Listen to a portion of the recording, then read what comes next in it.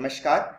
मैं अपने ये समझने का कोशिश करेंगे कि जीएसटी के प्रावधानों के अंतर्गत 30 जून को हमारे पास जो स्टॉक रहेगा उसके रिगार्डिंग हमें क्या फायदा नुकसान है, किस सिचुएशन में गवर्नमेंट ने अभी फिलहाल क्या हमें प्रोविजन दिया है, हम उस पर समझने की कोशिश करेंगे। तो अभी जो 4 मुद्दे हैं हमारे पास वो ये हैं कि करेंटली ड्यूटी लाइबिलिटी कैसे होती है, किसी भी आइटम पे एक्साइज लगती है, वैट लगता है, उसकी जगह जब जीएसटी लगेगा तो फ्लो कैसा होगा। अगर हमारे पास स्टॉक है जो 12 महीने तक का है और हमारे पास ड्यूटी इनवॉइस है तो क्या होगा। अगर ड्यूटी इनवॉइस नहीं है तो वो 40% और 60% की दर पे जो हमें डीम्ड क्रेडिट मिलेगा वो कैसे होगा। और अगर हमारे पास 12 महीने से पुराना स्टॉक है जिसे हमें जल्द से जल्द सल्टा लेना चाहिए तो क्या होगा। ये sub section 143 of the GST provisions के अंतर्गत आते हैं। तो दोस्तों, मैं अनुराग सिंघल हूँ और मैं इस चैनल पे अपनी वीडियोस शेयर करता हूँ जिनके माध्यम से जो मुझे थोड़ा बहुत आता है मैं आपको साथ शेयर करना चाहता हूँ। तो आपको इनपुट क्रेडिट तब मिलेगा अगर आपके पास raw material, semi finish goods या फिनिश गुड्स उन चीजों के लिए है जहां पे सप्लाई टैक्सेबल है। अगर एग्जाम सप्लाई है तो आपको इसका इनपुट नहीं मिलेगा। दूसरा, आपके पास उसके लिए कुछ supporting tax invoices, debit note या क्रेडिट नोट होना चाहिए।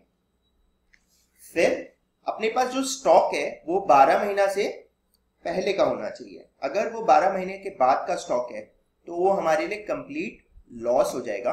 तो अगर अपने शुरुआत में देखें, फर्स्ट एग्जांपल अगर हम देखें कि जहां पे हमारे पास इनवॉइस है और वो स्टॉक हमारा 12 महीने से पहले का है, तो अभी वैसे देखिए जीएसटी में से पहले क्या होता था। 3 लाख की अगर गाड़ी है, कंपनी ने उस पर 12.5% एक्साइज लगाया, एनसीसीडी लगाया 1%, सेस लगाया 375, तो वैट के लिए उसका जो बेस बना 3,40,875 रुपए हुआ।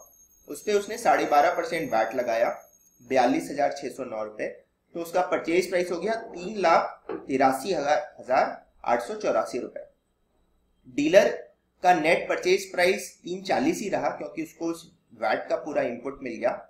उसने अपना 20,000 मार्जिन लगा के 3,60,875 पे कस्टमर को बेचा और उस पे उसने वैट लगा लिया 12.5%, तो कस्टमर ने दिया 4,05,984। अब रिवाइज सिनेरियो में क्या होगा कि अगर मान लीजिए कि कंपनी का बेसिक प्राइस अभी भी 3 लाख रहा तो उस पे ये एक्साइज, एनसीसीडी, ऑटो सेस कुछ भी नहीं लगेगा। वो जब अपने डीलर को बेचेगा तो 14% सीजीएसटी और 14% एसजीएसटी लगेगा और 1% सेस। तो डीलर को देना पड़ा 3,87,000, परंतु उसको 3 लाख ही उसका कॉस्ट है क्योंकि 87,000 का उसको कंप्लीट इनपुट मिल जाएगा। डीलर मार्जिन अपना 20,000 जोड़ के 320 पे गाड़ी बेचेगा कस्टमर को, परंतु उस पे जीएसटी और एसजीएसटी 14% लग के और 1% सेस लग के कस्टमर पे करेगा 4,12,800। अभी जो स्टॉक ये है फ्लो, इसमें काफी सिंप्लीफिकेशन है as compare to the earlier regime. अब यहाँ पे अगर अपने देखें तो जो स्टॉक था उसमें जो एक्साइज ड्यूटी थी 37,500 और 3,000 की एनसीसीडी, उसका हमें कंप्लीट कैरी फॉरवर्ड मिल जाएगा अगर हमारे पास इनवॉइस अवेलेबल है। खाली जो सेस है उसका कैरी फॉरवर्ड नहीं मिलेगा। तो आप देखें वैट का तो एनीवेज आपको मिलेगा ही हर सिचुएशन में, तो ये जो एक्साइज वाला पार्ट है इसका आपको बेनिफिट मिलने से काफी फर्क पड़ जाता है, सिर्फ एक छोटा सा लीकेज है। बट अगर आप कंपेयर करेंगे, अगर ये पास डॉक्यूमेंट्स नहीं है तो इस केस में क्या होगा कि 60% आपको डीम्ड क्रेडिट मिलेगा आपके सीजीएसटी ड्यूज से, जहां पे उस आइटम पे 18% से ज्यादा की टैक्स रेट लगती है, और अगर उस आइटम पे 18% से कम की टैक्स रेट लगती है तो 40% डीप क्रेडिट मिलेगा। ये एक्ट है जहां पे बोलता है कि where he is not in possession of any document evidencing payment of value added tax, such credit shall be allowed at the rate of 60% on goods which attract state tax at the rate 9%, मतलब CGST 9% और SGST 9% and 40% for other goods as on the appointed date। अगर आपके पास कोई documents नहीं और आप IGST attract कर रहे हैं तो 30% और 20% हो जाएगा, जहां पे जो लिमिट थी 60% और 40% CGST के लिए, वहां पे ये हो जाएगी IGST के लिए 30% और 20%। और ये उन्होंने एक अच्छी पहल की है जहां पे अगर कोई आइटम है जैसे टीवी, सैमसंग का टीवी या वर्लपूल का फ्रिज या मारुति की कार चेसिस, जहां पे उस आइटम के ऊपर मैन्युफैक्चरर का ब्रांड नेम है और उसको सीरियली नंबर्ड किया जाता है। हर टीवी का एक यूनिक सीरियल नंबर होगा, हर कार की चेसिस में एक यूनिक सीरियल नंबर होगा। उस केस में मैन्युफैक्चरर अपने डीलर को एक credit transfer document CTD issue कर सकता है as an evidence of excise payment on goods cleared before the introduction of GST। तो इस माध्यम से ब्रांडेड गुड्स जहां पे उसकी कीमत 25,000 से ज्यादा है तो गवर्नमेंट एक्साइज ड्यूटी का 100% रिफंड कर देगी। ये इसलिए हो रहा था, नहीं तो डीलर स्टॉक लेने से कतरा रहे थे, तो कंपनीज के पूरे वॉल्यूम से गिर जा रहे थे। तो ये white goods industry, automobile industry, जहाँ पे ब्रांड है, आइटम के ऊपर एक सीरियल नंबर है, दाम 25,000 से ज्यादा है, वहां पे काफी फायदा करेगा। डीलर्स, रिटेलर्स के 90 दिन मिल जा रहा है ट्रांजिशन डेट के बाद अपना tax credit on transition stock को क्लेम करने के लिए।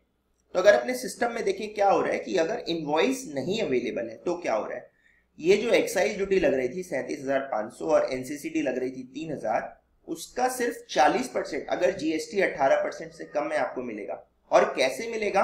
आप अपने कस्टमर से 50,523 रुपए इकट्ठे करिए, जितना भी पैसा आपने इकट्ठा किया है उसका 40% आपको क्रेडिट मिल जाएगा, बाकी आप सरकार को जमा कर दीजिए।